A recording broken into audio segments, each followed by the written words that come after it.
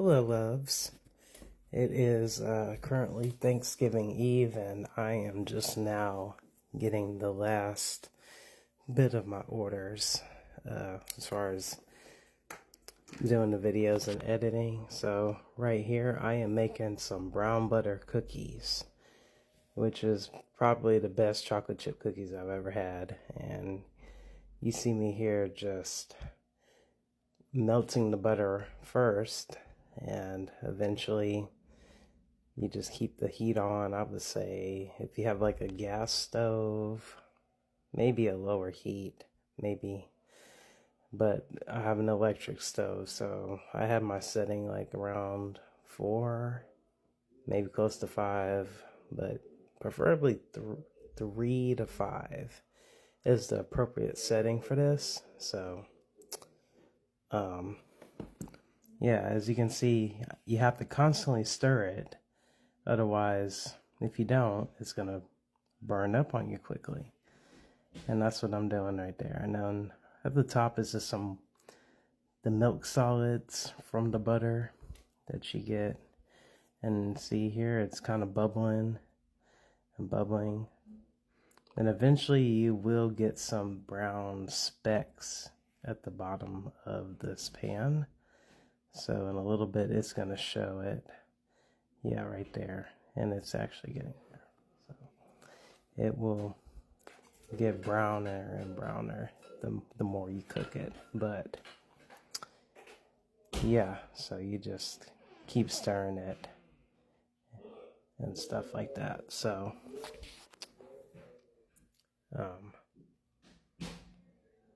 yeah, and I think I just needed like 1 more minute on it, but it was pretty much done. So, and right here, I'm just assembling my ingredients for the brown butter.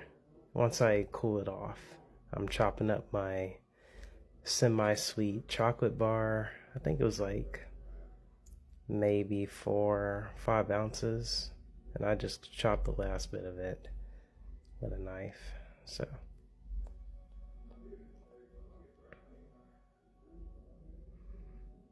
yeah, trying to use that paper so it don't slide around like it was doing just on me.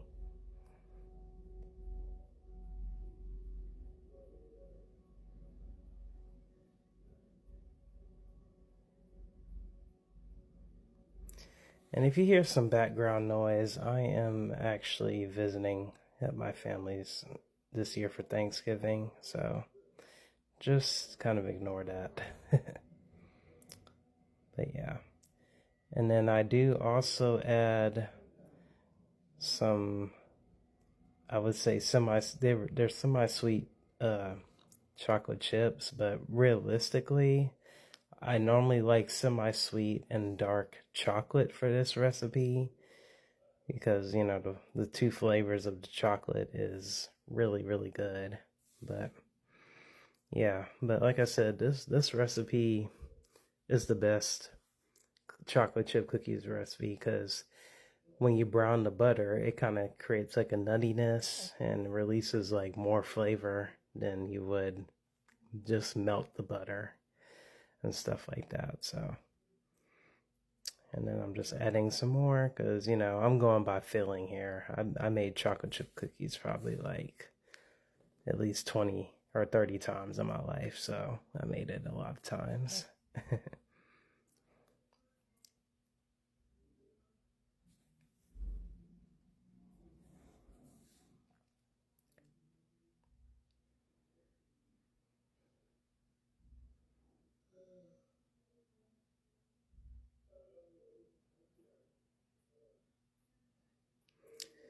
And it's pretty good if you use one of these kind of like digital scales. I mean, especially when it comes to baking, you try to be as precise as you can. Or if you don't have a baking scale, you could measure in cups, like me using this 1 cup measuring cup.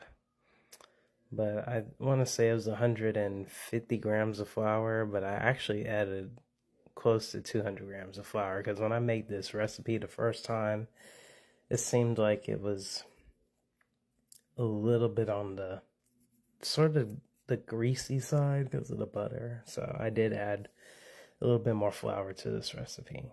So yeah, I'm adding flour, baking powder, baking soda, and some salt. I think I just added a pinch of salt because I used salted butter instead of unsalted butter. So if you use salted butter, it's not really a good idea to put too much salt in the recipe. Then your cookies will come out too salty. So if that makes sense. So yeah.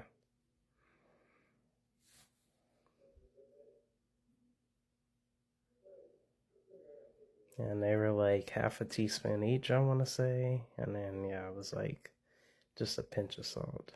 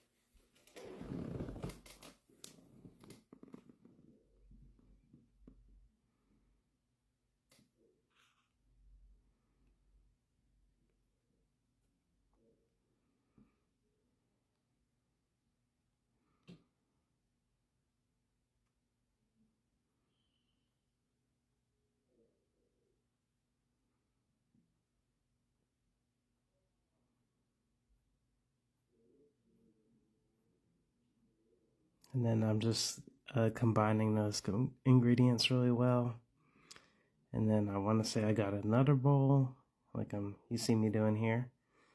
And I zero out my scale so it doesn't get the weight, so because you want to just get the weight of the ingredients, so you have to zero it out and then put it back on the scale.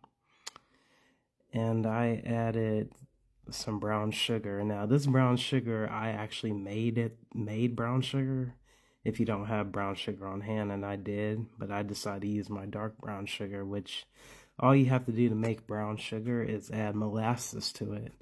And I kind of just add about a few teaspoons. You mix it really, really well with a spoon.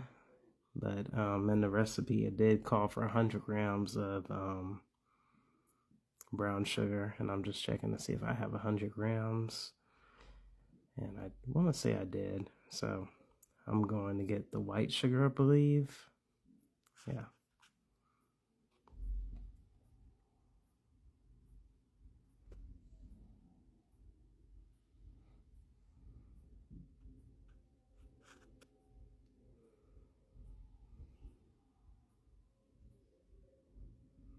Yeah, I added some white sugar, and I'm gonna add some vanilla, like a pinch or so, or just a good teaspoon.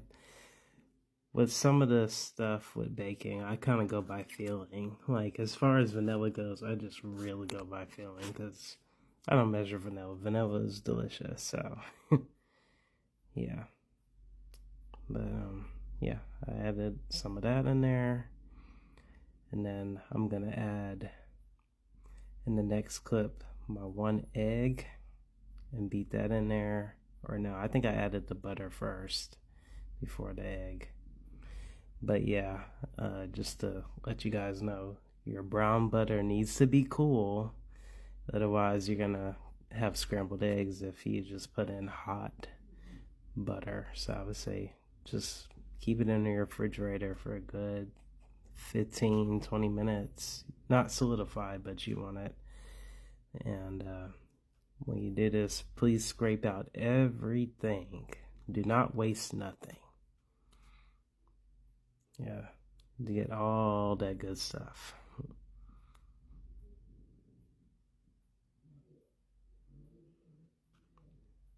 And then I'm just combining my sugars and butter together. And it smells so good. Like, the nuttiness of that butter is just something else, and I kind of had to sort of break up the clumps a little bit more in my brown sugar. So yeah, you can do that with the whisk. And yeah, and I was trying to edit something out, so yeah. I'll get better at that, but just keep whisking, and then I add my 1 egg. And this recipe made a total of, I want to say, close to 20 cookies. Nah, not 24, but I made about 20 cookies with this. Even though I really needed 12 for the customer, but yeah.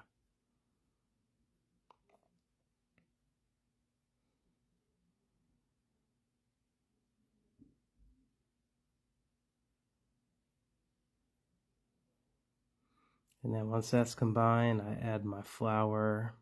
I put all of it in there at once. And then I'm going to add my chocolate chips as well.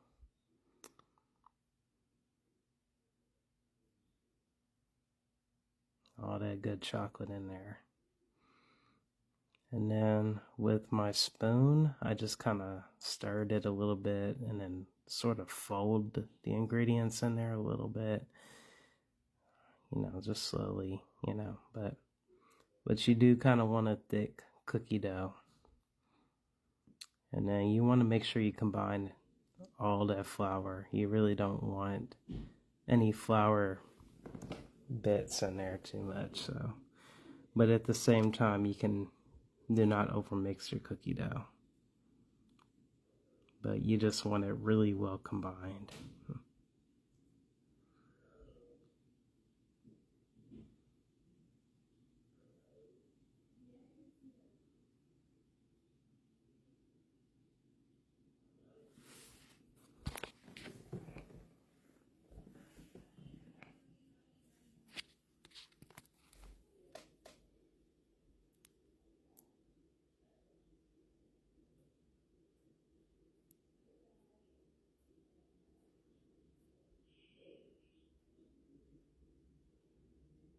Yeah, that looks really good. I gotta say, cookie dough is one of the things I used to eat raw all the time, but nowadays you can enjoy raw cookie dough, but it has to be made without the egg in it. So, there's no risk of salmonella. And what I did is I actually let the cookie dough rest overnight, and I put some saran wrap over it. So, and this is the next morning when I was actually trying to scoop it, and I couldn't really do it myself, so I had my cameraman kind of get the footage of how I scoop it, and I have a nice cookie scoop, and I'm just kind of using my hands to really just get that more flat in there. And yeah, you don't need to flatten these cookies out anymore. You're just trying to shape them at this point, guys. So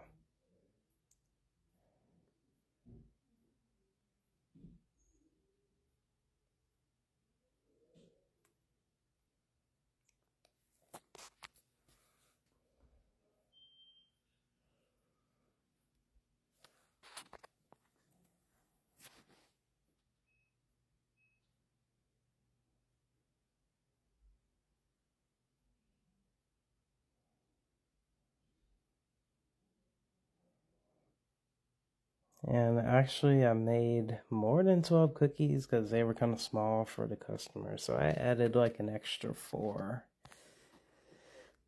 just to, kind of use it up. I didn't really want too many cookies left over because I really don't need them. And then I bake them at a 350-degree oven, and I baked these for about like 15 minutes.